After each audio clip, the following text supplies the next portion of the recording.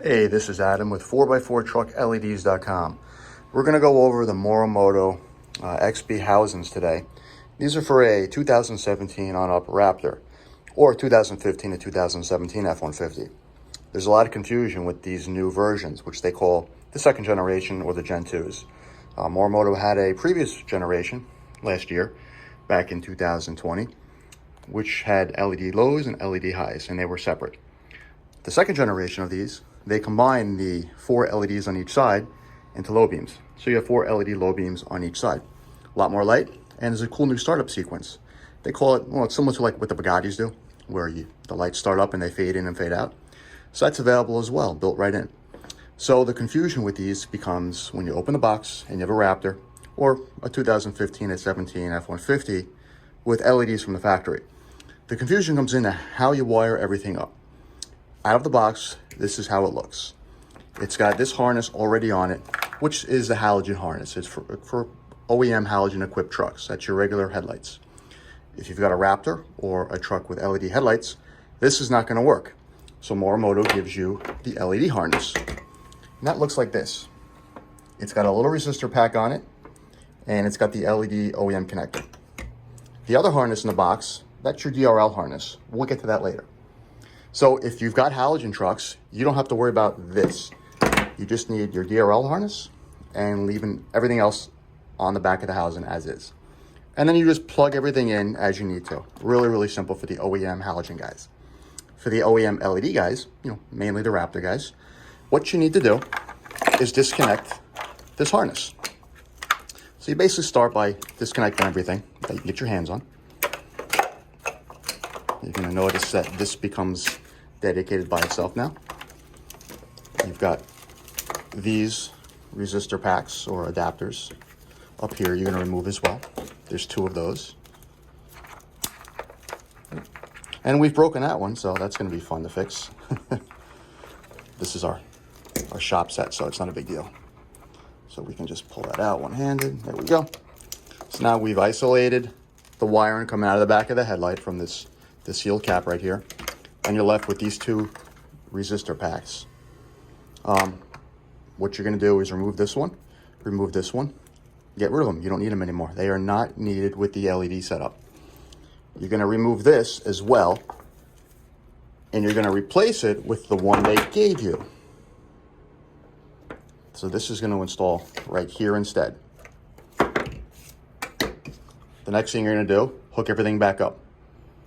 Your OEM LED is going to plug right into here. Real simple.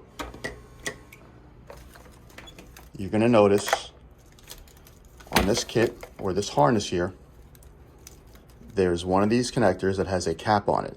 You're going to know it's a cap because it's got a little blue insert in there. This entire cap comes off. You just pull this back. Again, let's try this one-handed. Well, we can't do this one-handed. Let's give it a shot here, folks. There we go. Take the cap off. Now you can plug this in to your OEM LED harness. The next thing you need to do is hook up the DRL, harness once you get everything installed. This is important. This serves 2 functions. First function, obviously, is the startup sequence with the LED lights. You need to give that constant power. When the truck turns on, it'll have constant power throughout the whole life of you driving around. And then when you turn the truck off, the power gets disconnected. On startup, with power applied, this will start up that Bugatti style startup sequence where everything fades in and fades out. The second feature is the DRL harness. This will keep the DRLs on, which is what a lot of Raptor guys want. Now, if you don't want your DRLs to stay on and you don't care about the startup sequence, you don't need to worry about this. But if you want that, which most folks do, make sure you install this. There's a plug on each light that this plugs into. They give you 2 connectors and enough slack to run it all the way both sides, followed by a mini fuse tap, which is a big issue right now. So the 2015, the 2017 F150s, they use a mini fuse tap. The 2017 on-up Raptors, they use a micro fuse tap. They both take the same style housing, but they have a different fuse system. This will not work on your truck. If you did get a mini fuse, you need to cut this off and install a micro fuse tap. We offer them free of charge to any of our customers that have bought these. And if you give us a heads up before your lights ship, we will give you the micro fuse harness instead of the mini fuse harness. These come pre-packaged, so it's not like we can swap them out before shipping. If we have them in stock, we'll swap it out before we ship it, obviously. But chances are you've already got this sitting, waiting in your garage to install from one of the sales we've had over the years, and this isn't going to work. So what we normally do, just cut off the mini fuse tab, put a micro fuse tab on. They're available on Amazon. You get like a bag of 10 for like $6, or you can go to like your local auto parts store and grab them. Once that's all done, you're good to go. Now everything's going to work fine. Which fuse to tap into? As of the date of this video, which is January 2021, we don't have a definite answer yet. We're still trying to find a circuit that works properly. There's a couple different circuits you can use. You can look online and find one, but your best bet is just to try a few different circuits. It's important to note that there's 2 fuses on here. One fuse is to protect the headlight system itself.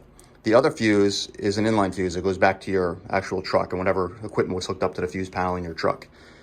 You can use these fuses, or if you're going to be taking a device that's on a 20 amp fuse, just swap out the fuse for your truck, because they give you a 10 amp fuse and a 7.5 amp fuse in here.